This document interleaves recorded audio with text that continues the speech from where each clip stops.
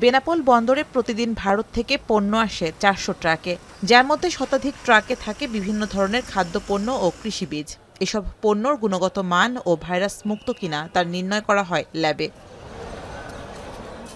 এই বন্দরের ল্যাবে আগে একজন টেকনিশিয়ান কাজ করলেও প্রকল্প শেষ হওয়ার পর তাকে অন্যত্র বদলি করা হয়, ফলে জনশূন্য হয়ে পড়ে ল্যাবটি। এছাড়া ল্যাবের মেশিন নষ্ট থাকায় বন্ধ কৃষি পণ্যের মান নির্ণয় কার্যক্রম।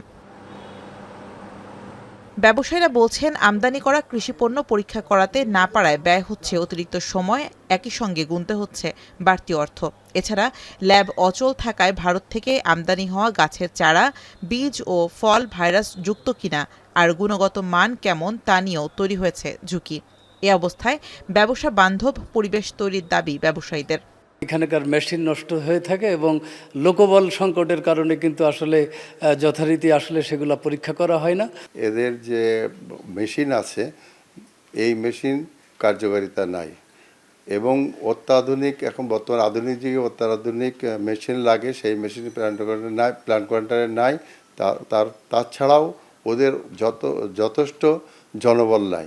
এবং মাল ঢোকার পরে এই ফাইটো ডিপার্টমেন্ট যেটা আছে চেকপোস্টে, তারা স্যাম্পল নিয়ে 3 দিন পরে দেয় নমুনা। তাদের সীমাবদ্ধতা আছে, তাদের মেশিনপত্র ব্যাকডেটেড। তো আমার প্রশ্ন হচ্ছে, কাস্টমার যে বিল অফ মেটেরিয়াল সাবমিটে 24 ঘন্টার মধ্যে মাল ছাড়া হয়, তো 3 দিন পরে আমাদের ডিডিকে জানালাম যে আপনারা স্যাম্পল গ্রহণ করেন, আমাদের একটা আবেদন রাখেন বা আয়ার অফ সায়েন্সের রেখে আপনারা টেস্ট আপনার সার্টিফিকেট দেবেন, যাতে আননেসেসারি দেরি না হয়। সম্পূর্ণভাবে সরকারি কর্মকর্তা কর্মচারীদের গাফিলতির কারণে এই পরীক্ষার ল্যাবগুলো নষ্ট হয়ে আছে। ফলে যে পণ্যগুলো আমদানি এবং রপ্তানির সময় ল্যাবে পরীক্ষা হওয়ার প্রয়োজন, এখন আপাতত বেনাপোল কাস্টম কর্তৃপক্ষ, বিজ্ঞান ও প্রযুক্তি বিশ্ববিদ্যালয় এবং বিএসটিআই এই 2 জায়গায় তারা টেস্টের জন্য প্রেরণ করে। বন্দর কর্তৃপক্ষ বলছে, জনবল নিয়োগ ও পুরনো মেশিন মেরামতের বিষয়ে ঊর্ধ্বতন কর্তৃপক্ষকে জানানো হয়েছে। দ্রুতই আন্তর্জাতিক মানের ল্যাব তৈরি করা হবে বলে আশা কর্মকর্তাদের। বীজটা আমরা কয়েকদিন রেখে গজায় দেখি কোনো ভাইরাস বা কোনো রকম ইনফেকশন হয় কি না, তারপরে কিন্তু বীজটা ছাড়া হয়।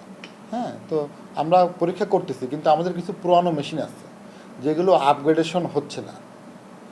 ঢাকার থেকে আমাদের একটা প্রকল্প আছে, সেটা হলো পার্টনার প্রকল্প।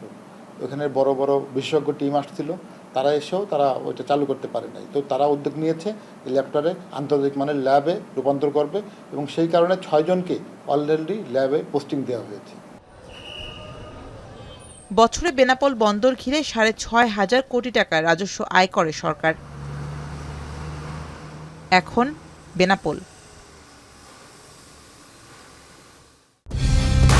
কালার এক্সপার্ট, জর্জ স্যাপ এবং মাইল্ড অন হ্যান্ডস টেকনোলজি সমৃদ্ধ অরিক্স ক্রিস্টাল ওয়াশ আপনার লন্ড্রি এক্সপার্ট।